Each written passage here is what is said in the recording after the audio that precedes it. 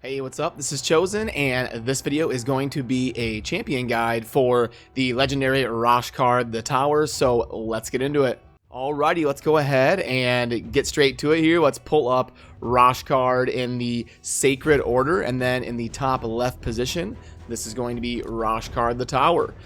As for all of my champion guides, I will have one of these images down in the video description that show the current setup for the masteries of my Roshcard, and also kind of some, grades and optimal sets and stat priority and stuff like that.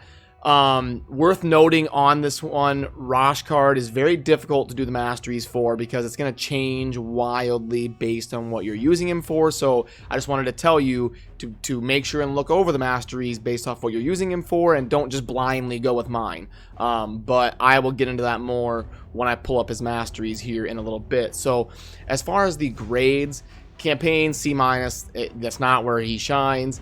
The clan boss, he is pretty good. I've seen some end game teams using Roshcard because of the immunity that he provides. I gave him an A- on clan boss. He's pretty good there. But where Roshcard really shines is the arena. He is amazing on both offense and defense because 2 turns is an eternity in the arena, and to make your whole team impervious to damage for 2 turns is one of the most insane abilities in the game for arena. So that's why it's obvious to give Roshcard an A+ there in the arena. And then dungeons, he is also very good just to make your team immune to damage half the time. Gives you a lot of time to catch up and get your healing and your buffs back online. So Roshcard, a lot of general utility, and that image will be down in the video description. So let's dive into just kind of the general abilities here. An A1 that attacks one enemy with a 50% chance of removing 1 random buff from the target. This is a very good ability for dungeons, especially somewhere like the Magic Keep, where the magic boss is going to place that huge shield. Roshcard is going to be able to help your team possibly remove that just on his A1. So a very game-changing good ability there to have on an A1. And then A2 is attack one enemy, places a block cooldown skills debuff and a block buffs debuff for 2 turns. These debuffs cannot be resisted, so that is another very good ability for the arena. Preventing your enemy from using their cooldown skills and from getting buffed for 2 turns. You can target that, place it where it needs to be. It cannot be resisted. That is an awesome ability for the arena. And then what Roshcard is known for is this A3 here, Zone of Protection. Places a block damage buff on all allies for 2 turns. We can get that to a 4-turn cooldown.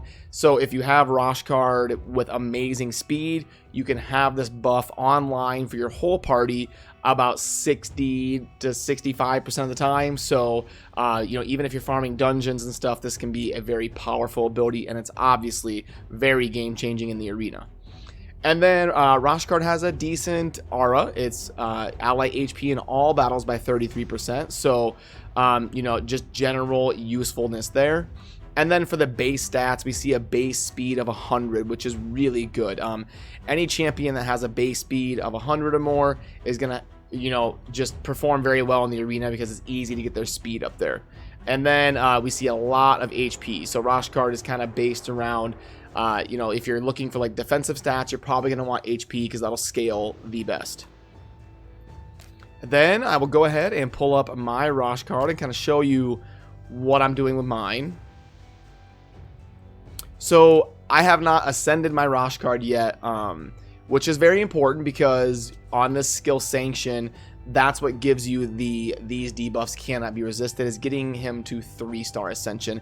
I've got so many that I'm working on right now, my Rosin and my Senesha and my second Cold Heart. I've got a lot of potions I need to spend. So I am going to ascend Roshcard eventually and make him even better, but he's still very good as is. As far as the artifacts, I use my Roshcard mainly in the arena, so he needs to have insane speed. And again, you need to get him to 6-star. With a banner and all that to get the speed really optimized. But, that's a project that I'm going to be working on. And sets wise, I just went with 6 speed pieces because I want to get his speed as fast as possible to make sure I'm able to place that zone of protection on my entire team. Far as the masteries, I said I would go into this a little bit further. If you're going to be using Roshcard against the clan boss, you are probably going to want to go down the offense tree to get War Master, but the way I use mine, primarily dungeons and arena, I went for the defense and support trees. So Roshcard is one that has a little bit of variability and it is very difficult to kind of theory craft the masteries of, but this is the way I currently have mine set up, and I will have that picture down in the video description if you want to be able to pull it up and kind of see what I'm doing. I went for Bulwark because it helps a lot in dungeons, especially against like the Ice Golem, which is where you're gonna want to be using Roshcard, and you know, just reducing all of the damage to take advantage of Roshcard's HP is going to help out a lot just in general for my team, along with Selfless Defender is an amazing ability in the arena, so that's a good one to have on him. And you know, if you're going for the arena in the support tree, you're probably going to want Evil Eye because you can target that. If you're not going to be using him in the arena, you would probably go with Psycho of Magic. Obviously, Lore of Steel is always good, and yeah, we just kind of took the most optimal routes to get the most value we could as we get towards those kind of masteries that I highlighted. So now I will show you kind of how I farm the arena with my Roshcard and kind of what the thought process is, because that's where Roshcard is going to shine mainly, is the arena. So what we're looking for is a battle that I can expect to kind of go first. So champions that or not champions, but parties where they don't have a speed aura, I can probably assume that I'm going to go first. So this is a tough battle here, 121 power versus my 97, but we'll see if we can overcome it just by going first and having the Roshcard on our side. So the order of operations here is you want so much speed on your Roshcard because you want to make sure you get that zone of protection off before the other team starts barraging you with damage. That's why he needs to have a ton of speed. Now, if you use a turn meter booster like a Seeker or Apothecary or High Katoon or something like that, you want your Roshcard to go right after them so that you get the maximum value out of your turn meter booster, which means your turn meter booster has to have even more insane speed. So we'll see here that my Seeker is going to go first, boost my turn meters, get me maxed out, and then my Roshcard can place a zone of protection and we're off to the races. And then it'll be Roshcard, and boom, there's the zone of protection. So we see that my team is currently immune to damage unless the enemy team has like a Prince Kaimar to hit me and remove all buffs. That's another reason that Prince Kaimar is so good in the arena, is you can hit all enemies and remove all buffs. So if they don't have something like that, then Roshcard is going to do amazing. And now we start our nuke process.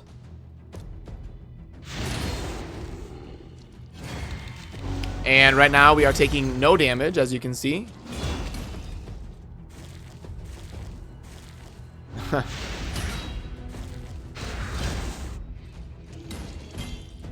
So generally, the reason that ability is so strong, being immune for 2 turns, is during these 2 turns, I can develop such a lead that it won't even matter. I'll be so far ahead after those 2 turns. And then it synergizes even better on my team because I have Prince Kaimar resetting the cooldown of the zone of protection, so I can actually get 4 turns of immunity on my team, which enables me to really just kind of speed farm, burst down the arena. We'll do one more here just for, let's see if I can find kind of a good battle here to go over.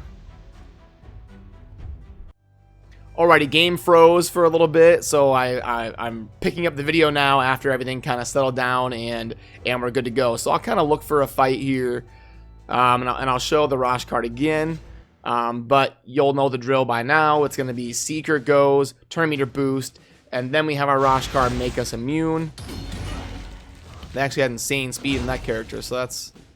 But we get the zone of protection down, and then we use Kaimar to remove buffs and sleep.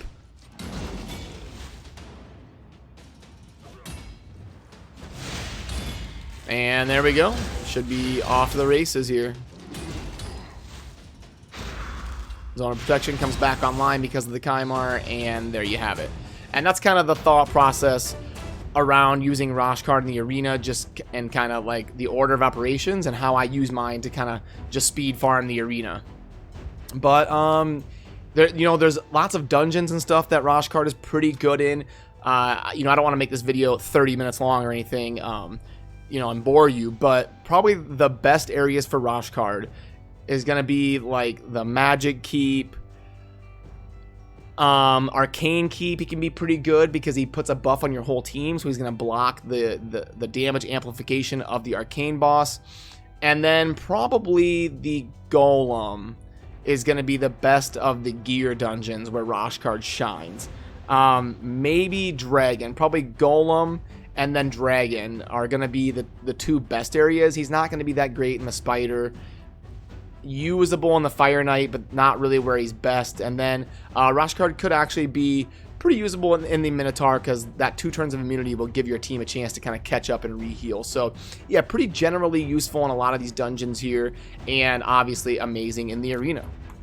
So that's going to do it for my champion guide on Roshcard. And remember, that image will be down in the video description if you want to take a look at that. And yeah, as always, if you have a question, let me know down in the comments and I'll do my best to help you out. So thank you for watching. Have a good rest of your day. Peace.